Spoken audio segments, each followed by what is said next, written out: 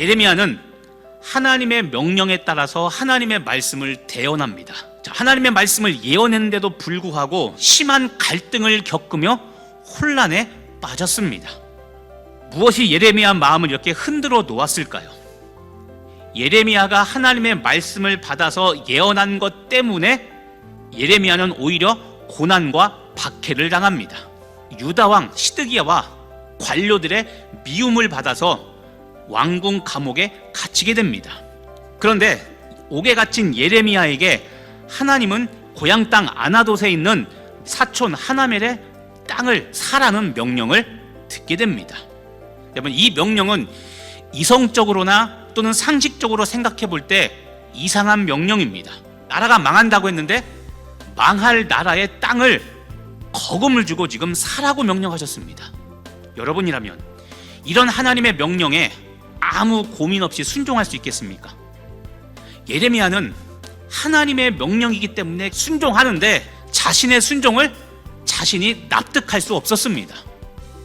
좀 더 솔직한 예레미야 이 마음은 무엇이냐면, 내가 선지자로서 하나님의 말씀만 예언하면 됐지 왜 내 돈을 여기에 개입시켜서 내 돈까지 쓰게 하면서 하나님의 이 예언 사역을 내가 해야 됩니까? 라는 이 불평 가득한 말인 겁니다.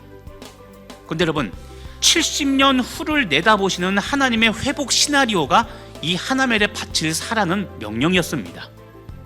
문제는 예루살렘의 이 멸망 예언과 동시에 밭을 사라고 하신 하나님의 이 두 명령이 상반된 겁니다. 하지만 어쨌든 예레미야는 그 명령에 순종해서 멸망할 고향 땅까지 샀죠. 하지만 샀긴 샀지만 하나님의 계획은 모르고 있었기 때문에 예레미야는 답답하고 괴롭고 슬퍼했던 겁니다. 하나님의 뜻이 이렇게 분명하고 하나님의 뜻에 순종했어도 마음의 갈등이 사라지지 않을 때 우린 어떻게 해야 될까요? 일단 순종하십시오. 그리고 기다리시길 바랍니다. 육신에 속한 마음과 성령님이 주시는 마음이 서로 대적합니다. 이게 바로 갈등입니다. 영적이라는 말과 성숙함이라는 것은 여러분 이런 겁니다. 영이 육의 상태에 끌려가지 않는 겁니다. 반대로 미성숙이 뭡니까? 문제가 터졌을 때 육신이 제멋대로 하게 놔두는 것, 이게 미성숙입니다. 갈등하는 나에게 하나님이 원하시는 모습은 성숙함입니다. 육신이 원하는 대로 하지 않고 육이 영을 따라오게 만드는 것, 그것이 성숙하다는 겁니다. 성숙하다는 것은 삶에 문제가 없다는 게 아닙니다.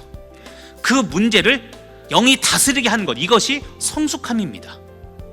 영혼의 갈등을 잠재우는 것은 신뢰라는 관계입니다. 다른 말로 하면 하나님을 향한 신뢰가 순종의 뿌리였기 때문에 그런 겁니다. 하나님은 인류 역사상 단 한 번도 실수하거나 잘못된 적이 없습니다. 그래서 하나님은 항상 옳습니다.